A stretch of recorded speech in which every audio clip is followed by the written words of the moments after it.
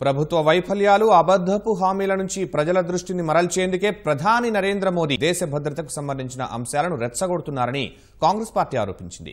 మోదీ స్వరాష్ట్రం గుజరాత్లోని అహ్మదాబాద్లో జరిగిన కాంగ్రెస్ వర్కింగ్ కమిటీ సమావేశం వేదికగా ఎన్డీఏ ప్రభుత్వ విధానాలను ఎండగట్టింది.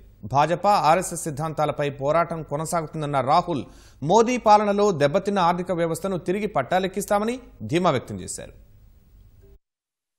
ప్రధాని నరేంద్ర మోదీ స్వరాష్ట్రమైన గుజరాత్లోని అహ్మదాబాద్లో నిర్వహించిన సిడబ్ల్యూసీ సమావేశం వేదికగా మోదీ పాలన వైఫల్యాలను కాంగ్రెస్ పార్టీ ఎండగట్టింది. భాజపా ఆర్ఎస్ఎస్ నియంతృత్వ ద్వేషపూరిత ధోరణికి అడ్డుకట్ట వేసేందుకు ఎలాంటి త్యాగాలకైనా సిద్ధం కావాలని కాంగ్రెస్ అధ్యక్షుడు రాహుల్ గాంధీ ఈ సందర్భంగా కార్యకర్తలకు పిలుపునిచ్చారు. 2014 ఎన్నికల సమయంలో ఇచ్చిన అబద్ధపు హామీలు, ప్రభుత్వ వైఫల్యాల నుంచి ప్రజల దృష్టిని మరల్చేందుకు ప్రధాని నరేంద్ర మోదీ దేశ భద్రతకు సంబంధించిన అంశాలపై ప్రజలను రెచ్చగొట్టే ప్రయత్నం చేస్తున్నారని కాంగ్రెస్ ఆరోపించింది. ఈ మేరకు సిడబ్ల్యూసీ భేటీలో తీర్మానం చేసిన హస్తం పార్టీ మోదీపై తీవ్రస్థాయిలో విరుచుకుపడింది. దేశ భద్రతకు సంబంధించిన అంశాల్లో ప్రధాని చేస్తున్న రెచ్చగొట్టే చర్యల పట్ల విచారం వ్యక్తం చేస్తామన్న కాంగ్రెస్ మోదీ వైఫల్యాలు, అబద్ధపు హామీల నుంచి ప్రజల దృష్టిని మరల్చేందుకు చేస్తున్న ప్రయత్నాలను ఐక్యంగా అడ్డుకుంటామని తీర్మానంలో పేర్కొంది. పుల్వామా ఉగ్రదాడిని తీర్మానంలో ప్రస్తావించిన కాంగ్రెస్ దేశ విద్రోహుల దుర్మార్గ కార్యకలాపాలను ఎదుర్కోవడంలో యావత్ దేశం ఒక్కతాటిపై నిలుస్తుందని పేర్కొంది. మోదీ పాలనలో మహిళలు, విద్యార్థులు, యువత సహా అన్ని వర్గాల ప్రజలు భయాందోళనతో, అభద్రతా భావంతో ఉన్నారన్న కాంగ్రెస్ రాజ్యాంగ సంస్థలపై ఉద్దేశపూర్వక దాడులు జరిగాయని ఆక్షేపించింది. ఎస్సీ, ఎస్టీ, ఓబీసీ, మైనారిటీ వర్గాల ప్రయోజనాలను కాపాడుతామని స్పష్టం చేసింది. ఎన్డీఏ సర్కారు హయాంలో ప్రజాస్వామ్య పాలన, ఆర్థిక రంగం, సామాజిక వ్యవస్థలు దాడులకు గురయ్యాయని ఆరోపించిన కాంగ్రెస్ వాటిని సరిదిద్దేందుకు పారదర్శకమైన సుపరిపాలన అవసరమని పేర్కొంది. అందులో భాగంగా సాధారణ ఎన్నికల్లో ప్రజల మద్దతు కోరుతున్నామని పేర్కొంది.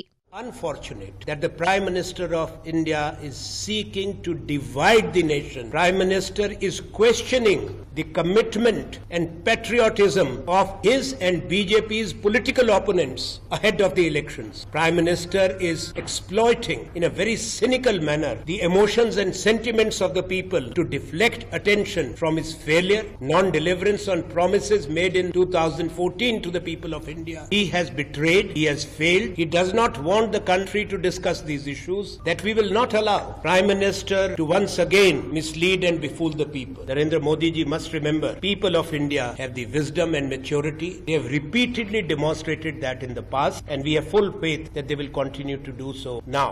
మోదీ సర్కారు తీసుకున్న విధానపరమైన నిర్ణయాల వల్ల దేశ ప్రజలు బాధితులుగా మిగిలారన్న సోనియా జాతి ప్రయోజనాలకు చెందిన అంశాలను సైతం రాజకీయం చేస్తున్నారని సిడబ్ల్యూసీ భేటీలో మండిపడ్డారు. యూపీఏ ప్రభుత్వం హయాంలో సాధించిన ప్రగతిని వివరించిన సోనియా దేశం కోసం నూతన విజన్ను రూపొందించాల్సిన అవసరం ఉందని పేర్కొన్నారు. వ్యవసాయ సంక్షోభం గురించి ప్రస్తావించిన మాజీ ప్రధాని మన్మోహన్ సింగ్ మోదీ పాలనలో పారిశ్రామిక ప్రగతి పడకేసిందని, నిరుద్యోగం పెరిగిపోయిందని విమర్శించారు.